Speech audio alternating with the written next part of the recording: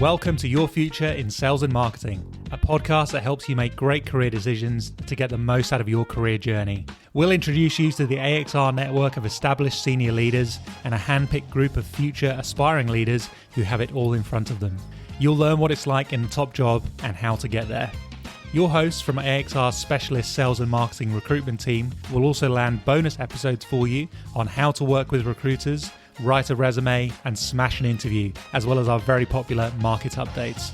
It's the podcast that has it all. You can't get this career advice anywhere else.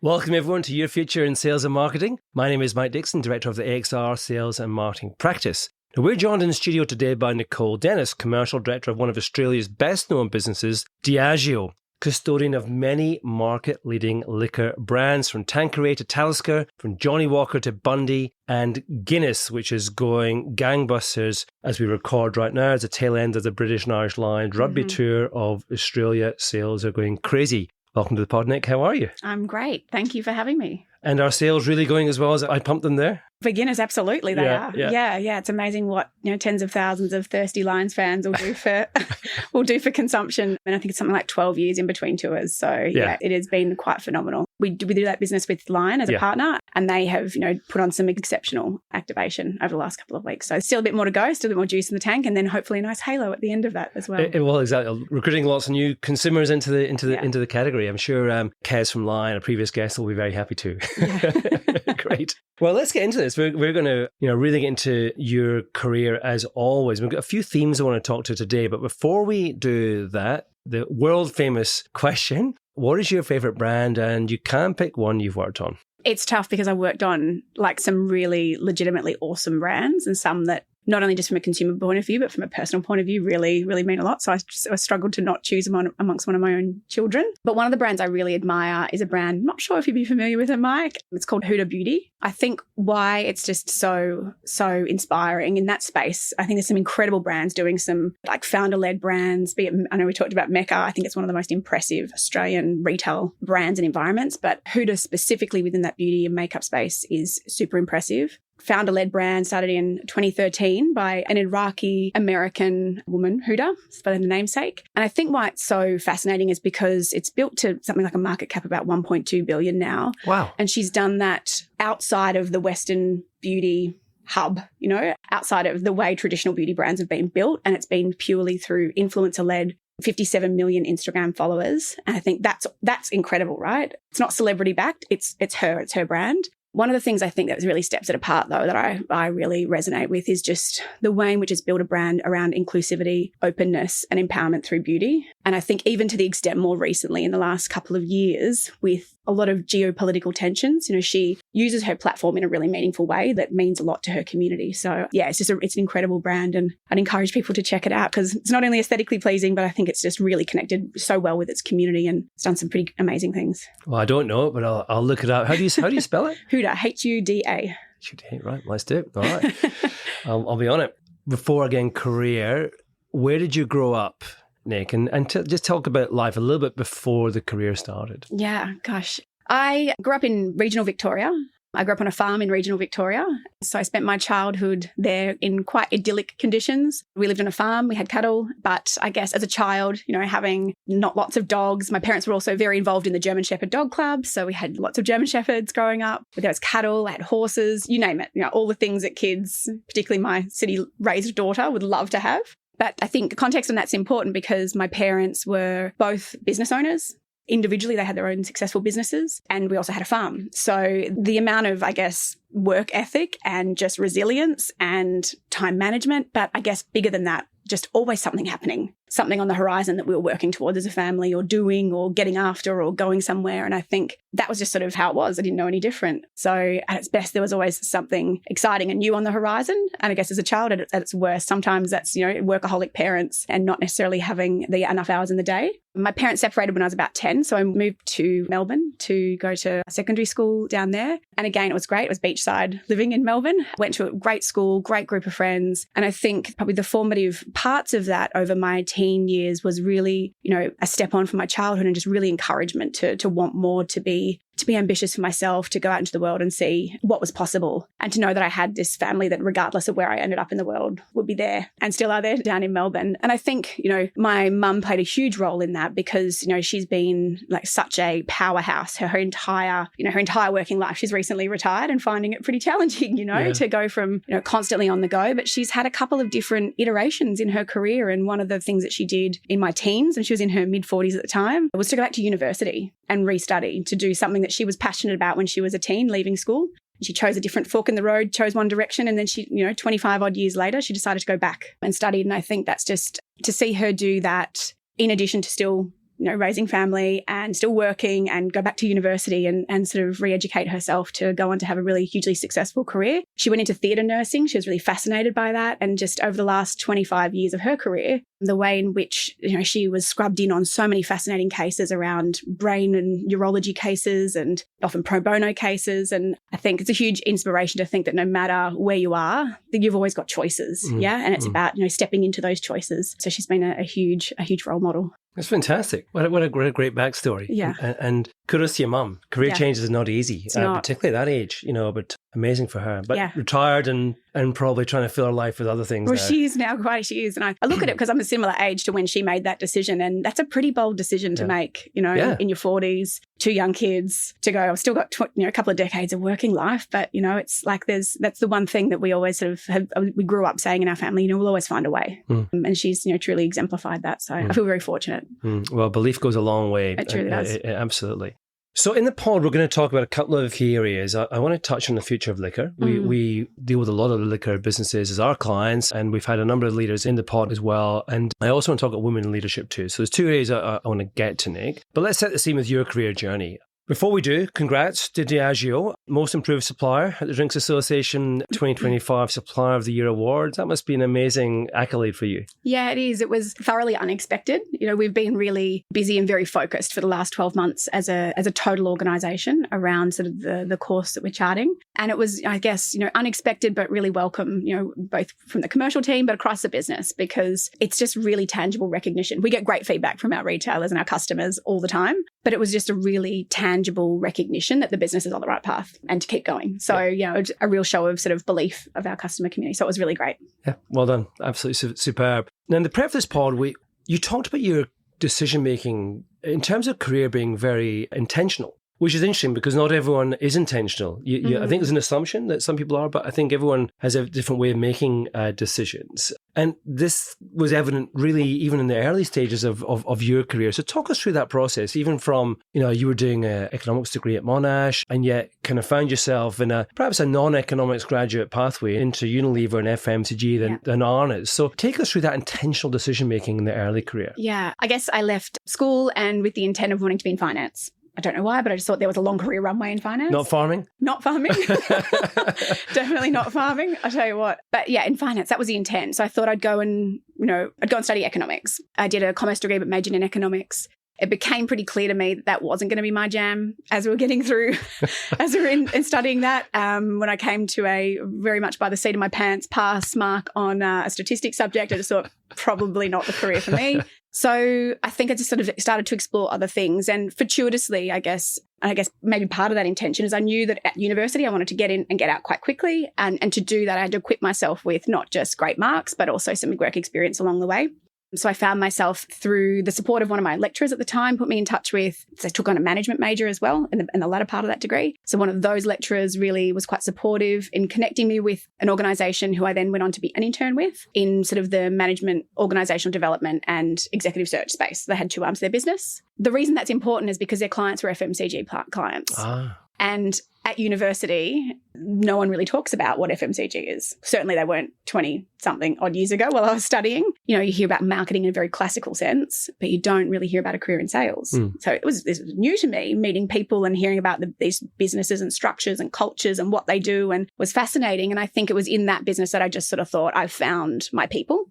I found people that I think and businesses that I think are where I would thrive. So the other fortunate thing is hearing a lot about people's, and particularly from the executive search side of that business, I heard a lot about people's careers, how they'd progressed them, how they hadn't. You'd hear about how some of the consultants would share client backgrounds and profiles and the feedback they get. So I heard early on about what it took to build great careers. And I think that was sort of great education for me very, very early on before I embarked on my career, but forced me to be really choiceful about who I would apply with. So I sort of resigned because at the time with them because I had secured a role with Unilever. But I think in going through that process, I was very, very clear. There was only like 4 or 5 companies that when they had a graduate intake, I would apply for. One of them I wasn't successful for, and that was for probably the right reasons. As a business, I don't think it probably would have been the right fit for me either. So, but yeah, fortunately landed at Unilever, and yeah, that's been the entree into the rest of my career. Great platform. Unilever is an awesome business in that time as well. Great grad programs. I'm not sure where they are right now. I think grad programs are coming back a little bit, which is good to see. And you had a good few years there, then moved to Arnott as well. Was that a purposeful move for you? Yeah, it was. I mean, the beauty about working for Unilever for a number of years,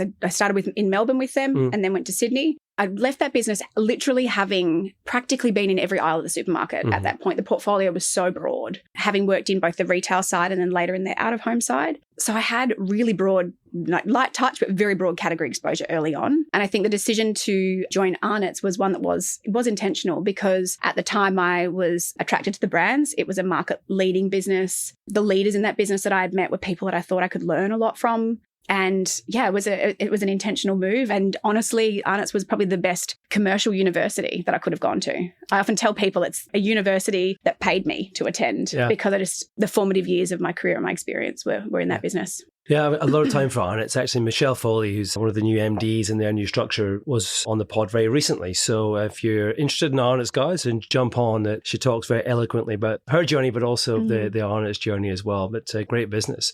Now, you then left Arnott's, having had that amazing experience to join Mars for your first leadership role, again in that sales pathway, looking after Woolies within the pet care. Now, Mars is a great business, so I understand, again, intent why you would go, but it wasn't necessarily the right business for you. Yeah. Talk a bit about that. Yeah, I think a proponent of the notion of timing for, timing that's right for an individual and timing that's right for a business. So I left Arnott's to join Mars, and I was recruited to help the organisation turn around the relationship and trading environment they had with Woolworths at the time. And I guess the context being that it was Mars in Pet was the market leader, but it was right as private label was really entering the market across a number of categories, and pet care was sort of right in the crosshairs on that. And so I think that the reason I say it is more about timing, because the business, like the notion of the category that it operates in and pets, especially with my upbringing on a farm. Yeah, true. Yeah. It was the magic was there, and I still feel really passionate about the magic of pet ownership in the Australian family. It's just so fascinating to work on a category where, it's not your main grocery shopper, but actually it's the pet owner, and the different types of pet ownership and how people describe their pets and buy for their pets. It was a fascinating category in that regard.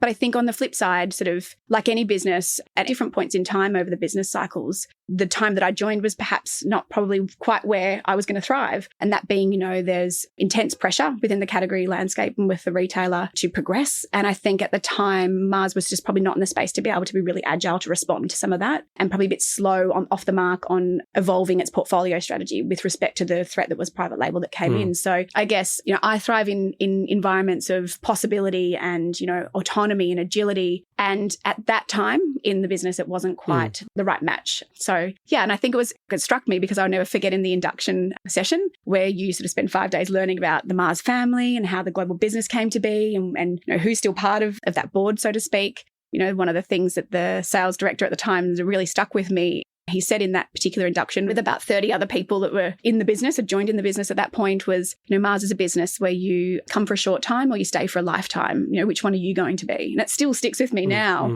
because it was just such a poignant thing for someone to say. He'd been in the business for 20 years and has have a lot of people, there's plenty of colleagues I have that are still there and have had hugely successul careers in that organisation. It's quite confronting. Proposition. It is to very new recruits still in their probation period. This must be something in the middle as well there. Yeah. But what was the phrase you used earlier on, your family phrase or your mum's phrase around it'll be all right? What did you say? You will always find a way through. Always find a way through. So I wonder if that was kind of front of mind because you then went travelling.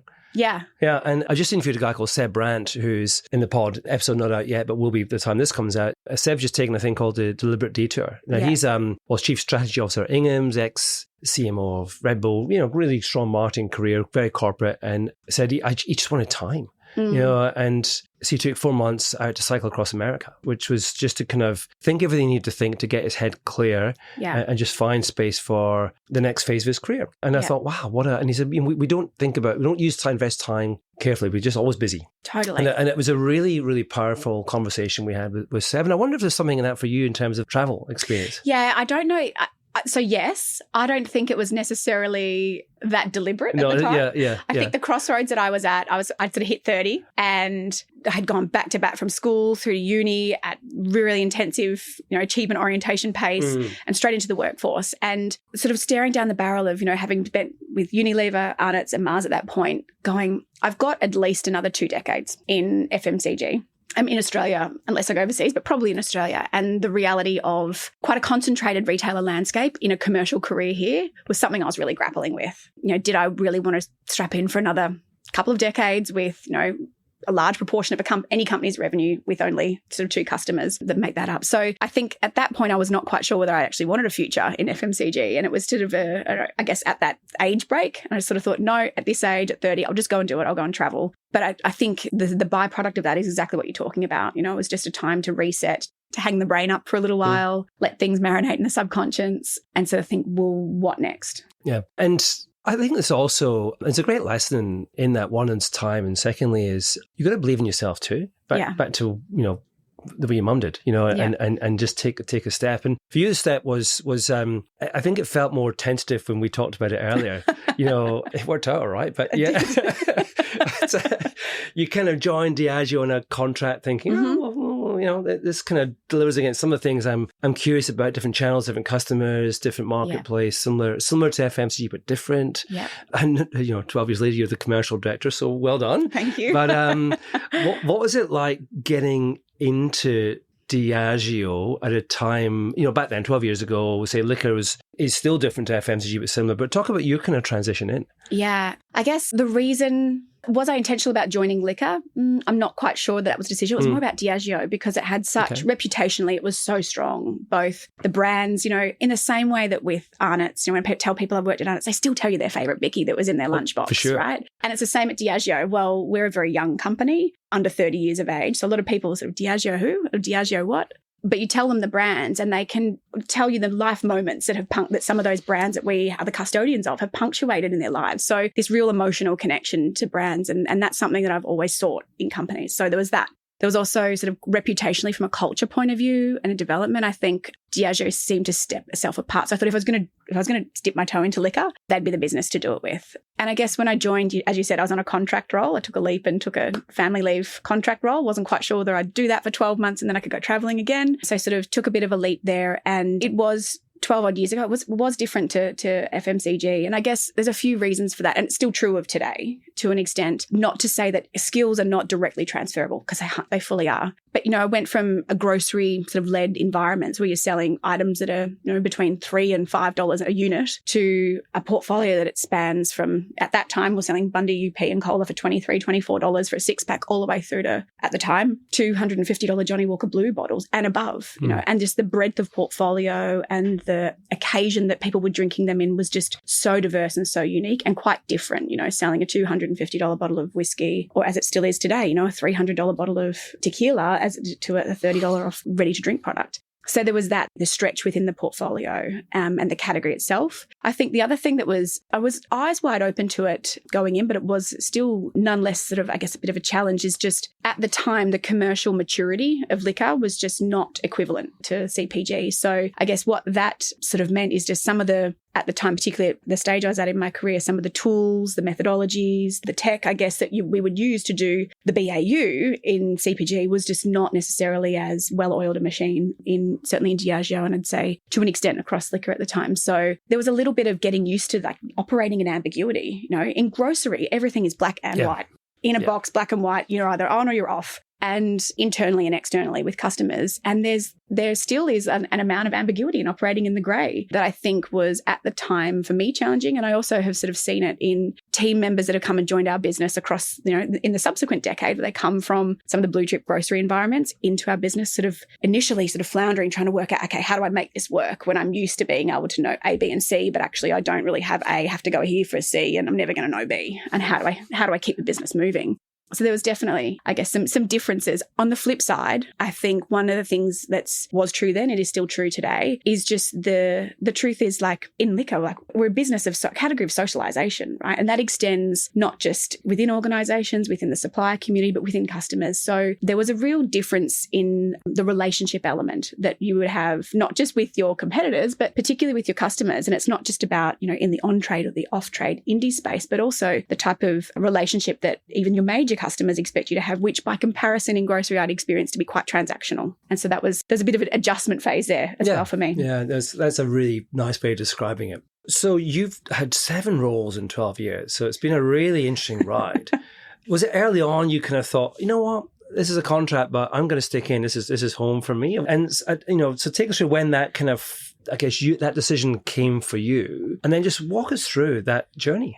It's funny you say that, because 7 roles in 12 years, It does not feel like 12 years. It does not feel like 7 roles. I feel like I might have only done a couple. And I think that, was there ever a particular moment that was like the other shoe dropped and I'm staying, I'm in? No, I don't think there was. For me, it was more just around, and it still is today, like 12 years in a business is a long time. And I don't feel like I've been there that long, because our business is always evolving and always changing. There's always something new to do. There's always, it's a business truly built on ambition and possibility. And that's, I think, why I stayed. I've had this fortunate career, 7 roles, where regardless of whether it's the role or opportunities and projects along the way I've worked on, I've just constantly had growth. And it's not that I've necessarily, the business is always trying to stretch you. Absolutely. If you want to be stretched, there's always opportunities there. But the experience that those 7 roles has afforded me has just always meant that I feel like I'm growing and developing and building my experience kit. So I guess if there was to be a moment, I guess it was where I moved into heading up the Coles and emerging business unit, which was probably the first step into the sales leadership team role. And at that point, I think there was a bit more conviction about the future that I might have. One, because I think that progression also makes you feel like there's probably a longer term future that could be in reach in a business. And 2, because the sales director that appointed me at that time was really convicted around, getting the right talent, leadership team, performance culture, and customer centricity in the organization. And that was a business I wanted to be part of. Yeah, great. And it's been a great journey for you. And we talked right at the start of the pod about where you are right now. You're winning awards. It's been a tough few years for the industry. We'll get into the future of liquor in a second. But talk a bit about your role now. So commercial director, you've been in the role, for 18 months or so? Yeah, about that. About that, yeah. So where does it start and where are you at now? If you look at, I guess, a bit of a whirlwind of 18 months for you. Yeah, I guess if we go back sort of about 18 months ago, there's been quite a bit of change and transformation across our entire Australian organisation, but I'll talk specifically from a commercial point of view. I think some of the key shifts that we've made over the last 18 months have really been to sort of bolster the commercial organisation and some real transformation there. And if I think back over my time in the Australian business, there's been probably not as intentional or significant shifts that we've made. The operating model had been very, I guess, static for quite some time. And you can only do so much with the conditions that we had. So about 12 months ago, we sort of reset that operating model, what that looks like. And to give you an idea of the scope of my role, there's a team of 150 within the commercial organisation in Australia. So the commercial organisation that I'm privileged to lead spans from field sales, on and off trade, through to all the channels from e-com, on, off trade, and all the nuances underneath those, to what I would say became the big step change 12 months ago is around what I call our commercial super brain. On one side, we've got a super brain, and on one side, we've got a super muscle, to execute. One side is a super brain to do the thinking, the quality thinking, to bring those plans to the guys and girls that can execute them flawlessly. And that's been sort of really where we've been intentional about in investing in capability, resource, through everything from revenue growth management function being buttoned in now to commercial, closer to the customer, and more of a business partner function, through to commercial effectiveness. So for us, that's about the harnessing of our data, insights, tools, technology that makes it simpler for the commercial organisation to get great work done, and commercial excellence in our organisation, which spans the full breadth of commercial strategy and planning through to category development, customer marketing, and digital and retail media. So some of those functions existed across the business, but in pockets. So it was really intentional shift for us to bring that commercial super brain together over the last 12 months. I love that way of looking at it, super brain, super muscle. Yeah. Because I think every business that we talk to is somewhere on that journey and are thinking, where do we invest? How do we structure? How do we set up properly to go to market? And we are seeing, particularly on the super brain side, the expansion of that kind of function, bringing together and trying to get synergy and consolidation and on how it works. So we've been so busy in revenue management the last year, for example.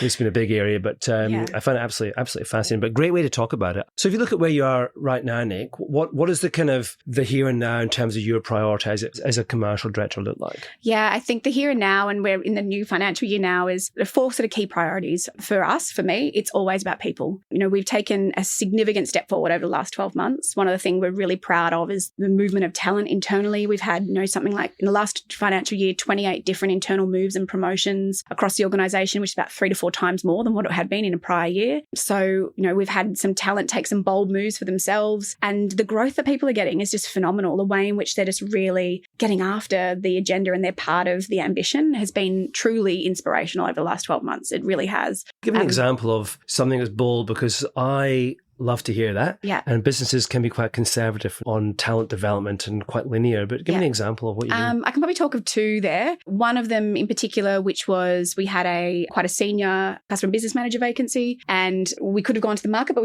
we knew we had talent internally.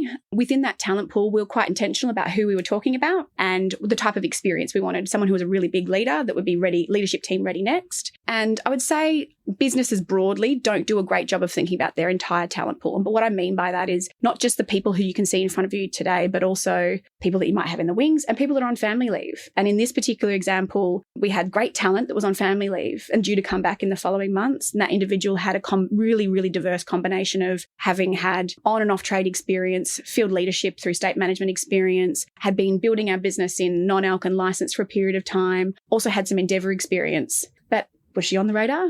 Not sure. So it was intentional about having a conversation with her, and she was appointed to the role and she's been incredibly successful. So I think that's just so important. I'm very, very committed to making sure we always consider our full talent pool, including the women and men in our business that are on family leave, and not letting their due dates be the determinant of whether they're successful for a role or not. So there's one. The other one would be one of the individuals in the team who had done mostly customer-facing roles up until the last 12 months. And we really wanted some muscle, I guess, that commercial muscle and understanding in the super brain, right? Yeah, because we've got a lot of brainiacs, but we also needed to balance out sort of the strengths that we had. So he took a role in our commercial strategy and planning to leading that space for our spirits team. And I guess in his mind, he had a very upwardly view around where his career would go next and sort of, backed himself into this role. We backed him into this role. And he sort of took, I guess, from his point of view, a risk, one that we knew was going to work out for him, and the way in which he's been able to accelerate our agenda in that commercial strategy and planning space and really be the glue that starts to bring all that together has been outstanding. So fantastic. Yeah, good examples. Now, sorry to interrupt, but I was just really curious about that. You were, I think, on second priority of 4? Oh, first is people. I think within people, it's about talent, but also engagement. And we've had some really great shifts over the last 12 months in engagement. So we will continue to focus down on that because everyone should really get the best out of what they come to work and spend so much of their time to do every day. I think the other part is really about customers. Yeah. And I think, the recognition of our customers tells us we're on the right track. But I think our business at our best is when we're partnering and creating and adding joint value to our customers and the categories and the consumers/shoppers. And we'd probably strayed away from that a couple of years ago. I strayed a little too far away from what I know we were capable of as a business. And we're back on track with that. So the way in which we're sort of really evolving the commercial super brain and making that accessible for our customers, organizations, and creating, I guess, value add partnerships in that space will continue to be a huge focus for us. And more so, not just in the commercial organization, but across the entire organization. And in particular in our business, that we sort of talk about how customers experience a business, front office versus back office roles. Traditionally it's been the sales team sort of sit in the front office with the customer, and then maybe our super brain function sits side by side with them, and then supplies in the background. But no, that's not the case anymore. And I think COVID really necessitated a shift around that. And our view is that supply chain is absolutely a front office function that sits side by side at the table with commercial. And you hear that from in the feedback from our retailers, either verbatims, but even particularly in the most recent Advantage Group sort of feedback about how it is an equal seat at the table. Yeah. So some work, that's one of the priorities in terms of customer partnerships is our second priority. And then the third part is really around, creating categories and for the future. We talk about a lot at the business standing on the shoulders of giants. Brands we have are centuries old, and they will go on for centuries. So we're these custodians that hold on to them for this finite period of time, right? And the role that through the lens of those brands that we can create the future of categories and socialization and keep that part of the category vibrant, which is inherent in humans, and socialization is something that we're very committed to. That means accelerating some of the momentum and ambition we've got on RTD, because there's been some awesome things happen in the last 12 months. And on the other side, on glass, there's different speeds, whether you're at the top end of the portfolio or in sort of more of the mainstream end of the portfolio, and some great work that we've got going on there. Fantastic. I love this perspective of brands that are centuries old. And I mentioned before, we talk a lot with liquor companies, a lot of our clients, we deal with most of them in terms of as clients, but as an industry, it's changing pretty quickly. And consumers always change, right? They don't, that's the nature of FMCG and CPG and liquor. It's ever evolving, but it does feel behavior change in liquor has been more profound in recent years. Does that impact your longer term planning for these brands that are going to exist for centuries to come? Yeah, I guess it's the right question to be asking, right? Is the performance of the liquor industry cyclical or structural? And I guess if you talk specifically in Australia alone, if you zoom right out, that the last 50 years, per capita consumption of alcohol absolutely in Australia has declined. And for the right reasons, might I add, because the way Australians were probably drinking in the 60s and 70s is not the way we would ever endorse that to be the case today. But I think what's really interesting is, over the COVID period, both locally and globally, there was a bit of a tectonic shift around how consumers interacted with product. And what that meant is that whilst at an Australian level, I'd say consumption of total beverage alcohol has sort of declined over the 50-year period, it's sort of really plateaued and it's quite stable over the more recent times. But what you see is underneath that just different nuances amongst the different liquor types, be it wine or beer, cider, spirits or RTD. I guess COVID was fantastic for spirits because it turned so many people into professional at-home bartenders, right? And I think the way in which people were experimenting and, those Zoom calls with cocktail hour and all those sorts of things. And so that consumers came out of the back end of COVID, I guess, with more of an affinity to their products and being more capable and competent because they didn't have any choice but to enjoy their favourite brand or drink at the end of some of those really tough weeks that we were having. Days. Yeah. So I guess that what we've seen since then is that penetration, the number of people that have drunk spirits has sustained and is a high, but sustained. On the flip side, that people also are rediscovering the convenience of RTD. And what we've seen is, pre versus post-COVID is nearly a doubling in the number of people drinking and consuming RTD product within their repertoire, like upward north of 50% of total beverage alcohol consumers consume RTD. So admittedly, there was COVID and there's also a huge launch, with Hard Rated, which was incredibly game-changing for the category. So I guess I share that in the context of, yes, we often hear the narrative around consumption's dropping, abstinence, moderation, and yes, in pockets of the consumer landscape, that is true. But the numbers tell us that overall consumption per capita is about stable. And actually, we're really, I think, fortunate to be in the categories we play in both premix and in spirits. Both of those areas are in, consistent strength and growth from a penetration point of view. Great insights. So I think for people looking at the liquor industry from a career point of view and thinking, I wonder where that's going, there's a cyclical and structural way to look at it. But actually, these are brands that are going to be around a long time. And it's an industry that absolutely you should think about from a career point of view. 100%. I mean, the reality is they have been around for 100 years. Yeah. And at the end of the day, the liquor category caters to a social, like the social, I guess, occasion.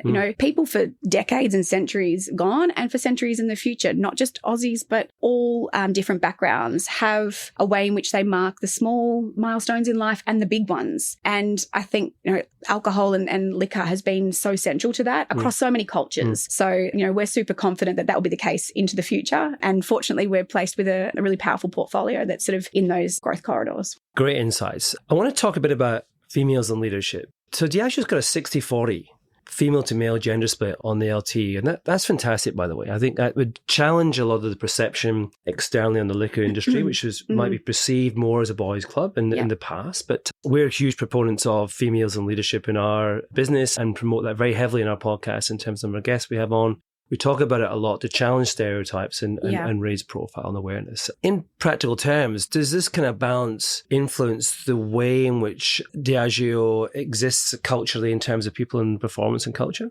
Without a doubt, it does. I mean, one of the things I'm really proud about our organisation globally and locally has been we've consistently been at the forefront of DE&I from the very early stages. I mean, I was fortunate, and there's many different policy. Before flexible working was a thing, we had a flex philosophy that was implemented. The empowered between the team member and the line manager, right? That was years before COVID. Fast forward to even before COVID, really progressive family leave, inclusive family leave policies, 26 weeks, full pay, regardless of carer status, regardless of gender. And you call it family leave, which is interesting because not everyone does. No, they don't. You're right. But it is inclusive. So whether you're a woman or a man, you have the same leave entitlements of 26 weeks at full pay, including super paid for the full 12 months if you choose to take it. And I think I was fortunate that when I had my daughter, I was one of the first to enjoy that benefit. And that's still market leading, not just globally, but even within the liquor industry. So I think, I share a few of those. And then subsequent to that, just things around carer status and policies, menopause guidelines. It's always been very much Diageo has at the forefront of a lot of sort of the DE&I. And that's not just on the policies, it's also on the practices side. If I go back to your earlier point around sort of a gender diverse leadership team, yes, I'd say that's new for us though in our Australian market.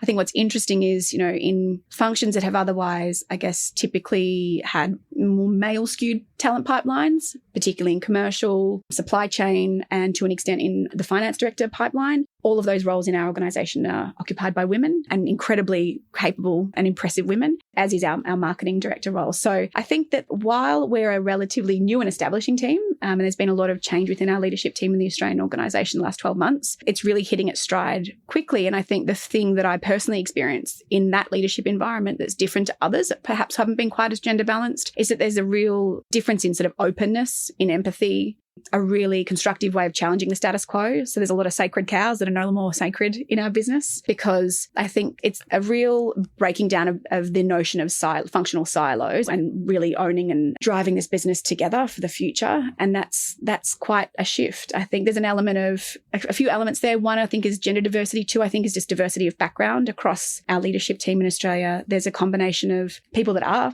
Aussie nationals and those that aren't, people that have most recently done their last role in Australia and those that haven't. So I think it's just this really objective way to not be hung up by what has happened in the past. That's, I think, really propelling both, our agility and our decision-making forward faster, and just a real bias for action amongst that leadership group that just cascades down in terms of the behaviours that the organisation experiences from us and then role models to each other. Yeah, diversity is a fascinating topic. And I think the correlation between diversity, as you describe it there, and your performance is pretty straight line. You guys are doing very well. And, diversity isn't just about having the right look on a team, whatever that team is. It's how that team interacts and performs, and then, the outputs you get from that. Yeah. And it's pretty clear. Fantastic. Looking at the liquor industry, I mentioned there's be a stereotype often from people from the outside in, or even those who are in the liquor industry, kind of going, yeah, but that feels a little bit unique. Do you think the industry's got more work to do? Without a doubt, it does. And I mean, it's nearly 12 years in and it's come a long way. So for the 12 years, I do remember the very senior cohort of the supplier landscape when I arrived. And it didn't look like the one that we've got today. I think there's definitely been progress, be it some of my peers at my level with, Kez was on your podcast recently, from Lion, Ilkner, who's over at Brown-Forman, Sarah Parks at Treasury, in an Australian and more global role. So there's definitely progress being made. And I think particularly the bigger supplier companies are leading the way in that. But there's still a huge amount of work to be done. And I think the stat that sort of sticks with me is that in the drinks industry, which we call the alcoholic drinks industry, there's something like 37% of managerial roles. That's not leadership team roles, but anyone that is a manager. 37% of those are performed or occupied by women. And that's about 5 percentage points below the all industries average. So it's still quite a gap. Yeah. whilst that's grown in recent years, and we expect in the next the data that we're about to get soon that will have increased, will have improved, there's still a fair way to go. I think it's just such an interesting topic. One of the things that I think is actually quite unique to the liquor industry is the work that as a industry we do, facilitated by the Drinks Association. And, you can sort of see there a lot of the member companies on supplier side sort of reporting the progress that they're making or not making, that we're not making collectively. I think the Drinks Association do a great job at being able to hold the mirror up, hold of some accountability and cohesion amongst the industry about the direction that we're traveling. And they also, apart from that, support with a lot of programs, be it through inclusive leadership, mentoring programs. They've got a lot of different councils from the Pride Network. I think if listeners are interested in understanding more about what's really going on in that DE&I space in the Australian liquor industry, they're a great resource. They've got a page on their website, the Drinks Association Embrace Difference sort of chapter of their business, and you can find all the information that you might want to know as a prospective candidate for one of the organisations around what they're really doing. Right, we'll put links to the Drinks Association website and that page on the show notes. I find it fascinating. I think you've got to be quite action-oriented to make it happen. You can't just think it. You have to actually work towards it. We do a lot of work with companies on talent pooling to try and deal with that, to say, hey, look, it's not just about who's in the post right now, it's how you connect with people of the future. Are you talking to them in ways that they'll understand and get excited about, not just today, but for what their career holds in the future? And if anyone's listening who's thinking, how do I change the direction or change the shift in my talent pool, then give us a call too. We'll gladly talk about how we can help too. So I'm conscious we have to get to the end of this. I could talk to you all day, Nick, but a couple of final questions. Back to you in terms of career. If you could jump back in time, what career advice would you give your younger self? What career advice would I give my younger self? I think find ways to say yes. And even when they feel most uncertain and most uncomfortable, they're probably the ones you need to say yes to. The role I did just before this one, I said yes to. It didn't have a job title. It didn't have a position description. I just thought it just sounds like somewhere I can make an impact and have a crack. And it was probably one of the best roles I've done in my career. So always find ways to say yes. And it's not just about roles, but it's also about opportunities, projects. So definitely that would be one. I would say, the other advice is, your progress and your growth is really your responsibility. And I think at my best, I've thrived doing that. And at my worst, I've often thought it was someone else's with me, holding my hand to do it. And the thing I would say on that is a statement of intent of role you'd like to do next or in the future is not a guarantee of being put on a shortlist. In fact, it's never a guarantee of putting on a shortlist, right? So it's so important. And I think if I had my earlier self-career time again, the time that I would prioritize myself to build that network of sponsors outside your line manager is paramount. Having someone else that knows you, understands you, and can advocate, your strengths and your capability and your potential in a room, is really, really critical. And I think the other part is just really the perspective of timing. I mentioned it earlier. And, there's been roles I've absolutely missed out on in my career. Some of those have been honestly down to me not being prepared enough and being convicted enough about the move and being up against a pretty competitive talent pool that were far more capable, particularly when it came to a cross-functional move that I was unsuccessful for. But more about timing and not to take that personally, because often, people can take rejection or being unsuccessful for a role personally, and it's largely never about that. It's often about just the sliding doors moment. And I think to understand that from the organization's point of view, like sometimes it can be the type of talent you're looking to bring into a team is the part of the equation of who you've already got in the team, where their talent is, if it's a customer-facing team, what the job to be done on that customer is, and what skills you need to help move the team forward with that space. And sometimes it's just about the business's timing and what the business needs right now. And that's nothing to do with the individual necessarily. So I think, timing is a huge one. Fantastic advice. That was really well said, guys. Listen to that, rewind and listen to it again. It's really, really good. Finally, looking forward, I know you're only 18 months into your role, but if you kind of take a leap forward, where do you think you're going to be in the future? Oh gosh, there's just so much exciting things to get after. Like in my role, I have got a couple of years runway and plenty to achieve. And I'm very committed to that, committed to the team and committed to the business because there's so much good stuff coming. If I think more broadly than that, like where might my career be in 5 years' time? If I was to stay with Diageo, the likelihood is that would be another sort of overseas stint. That could be in sort of a similar like commercial leadership and director capacity in a larger market, or on the flip side, it could be in more of a general management capacity in a sort of a smaller and emerging market. So either of those two things are quite exciting. But yeah, like I said, the next couple of years are going to keep me pretty busy and pretty occupied locally. Well, it's going very well. So congratulations on your career thus far. Lots more to go, Nick. Loved hearing your story. So appreciate you coming on the pod. And thank you for having me. It's been a wonderful conversation. And thanks you guys for listening. If you're not connected to AXR, then reach out to me or any of the AXR team to get access to our range of career assets. We've got loads to help you, from industry-leading salary guides to a monthly report of who's moved where in the market, and a whole new series coming up of how to do stuff in terms of career and recruitment. Now that's to help you both if you're a candidate or a client. So from me, Mike Dixon of AXR Recruitment and Search, thank you for listening. We'll be back soon for more episodes and insights to help your future in sales and marketing. We hope you enjoyed today's podcast from AXR Recruitment and Search. We're passionate about helping you get the most out of your sales and marketing career. Keep listening as we bring you more career insights and advice from Australia's inspiring sales and marketing leaders. See you next time on Your Future in Sales and Marketing.